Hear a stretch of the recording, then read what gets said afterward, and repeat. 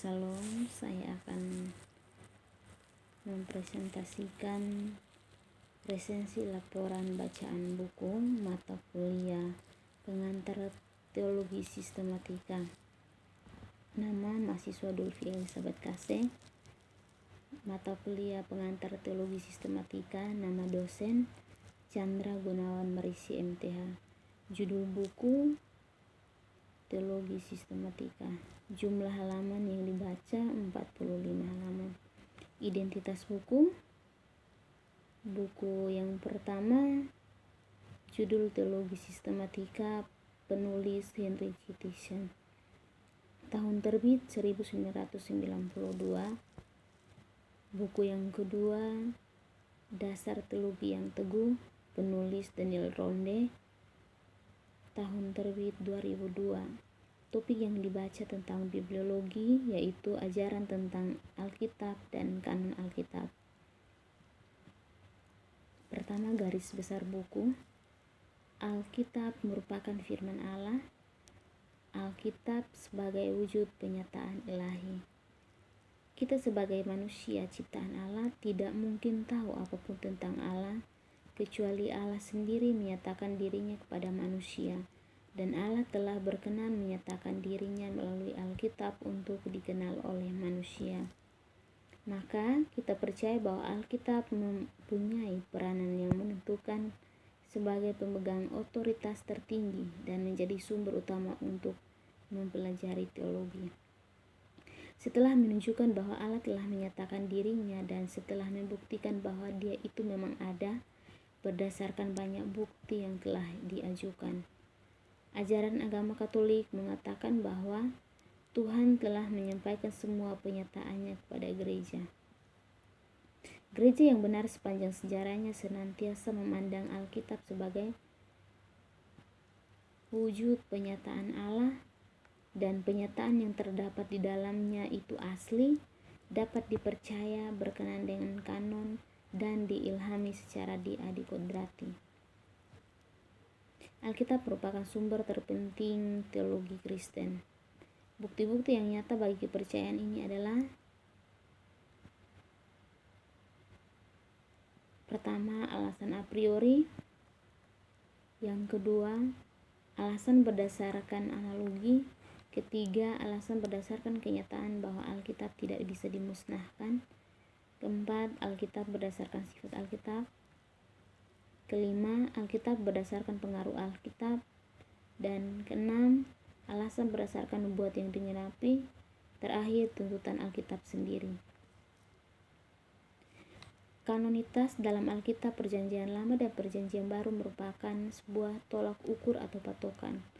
Kanon juga berarti keputusan berwibawa dari sebuah dewan gereja. Bila dikaitkan dengan Alkitab, kanon berarti kitab-kitab yang telah diselidiki dan dinyatakan memenuhi syarat serta diakui sebagai diilhamkan oleh Allah sendiri. Kanonisasi dalam kitab Perjanjian Lama menjadi 3 kelompok, yaitu Taurat, Nabi-Nabi, dan Ketubim. Sedangkan dalam kanon kitab Perjanjian Baru tidak terjadi sebagai hal sebuah usaha yang terarah, namun lebih tepat dikatakan bahwa kanon Perjanjian Baru terbentuk sendiri sebagai akibat sifat murni kitab-kitab itu. Kedua, hal baru yang ditemukan dalam buku. Adanya pemahaman baru dalam buku ini bahwa Alkitab bukan hanya sekedar untuk kita membacanya. Kita mengetahui otoritas sebagai orang percaya. Penyataan Allah menjadi satu-satunya sumber untuk manusia mengetahui tentang Allah secara benar, dan juga untuk terlebih dahulu ditebus atau dipulihkan supaya bisa menerima hal-hal yang rohani. Memberikan pemahaman tentang bukti-bukti perwujudan penyataan ilahi, keaslian dalam kitab-kitab Perjanjian Lama dan Perjanjian Baru, kredibilitas dan kanonitas dalam kitab Perjanjian Lama dan Perjanjian Baru, dan pengilhaman Alkitab. Berbagai pandangan tentang teologi, namun pada akhirnya memiliki satu pemahaman, yaitu Alkitab itu adalah firman Allah dan merupakan wujud nyata ilahi. 3. Kelebihan buku. Penjelasan sangat baik dengan bahasa yang mudah dipahami. Buku-buku ini adalah salah satu rekomendasi panduan untuk umat Kristiani, orang-orang percaya, menjadikannya sebagai dasar pemahaman tentang teologi. Keempat, kelemahan buku. Dalam buku ini banyak menampilkan ayat-ayat yang kurang dimengerti bagi pemula pengenalan akan teologi. Yang kelima, tanggapan terhadap keseluruhan topik dalam buku. Topik yang diberikan sangat baik dan dengan penjelasan dan penyampaian bahasa yang membuat pemahaman tentang teologi orang Kristen semakin bertumbuh dan pengenalan akan Alkitab sebagai dasar wujud penyataan diri Allah.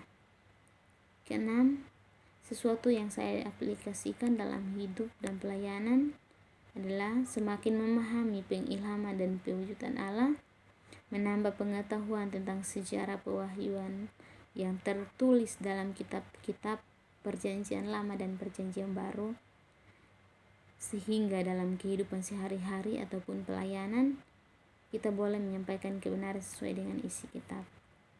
Demikian resensi bacaan ini saya buat. Terima kasih kepada Bapak Chandra. Tuhan Yesus memberkati. Shalom.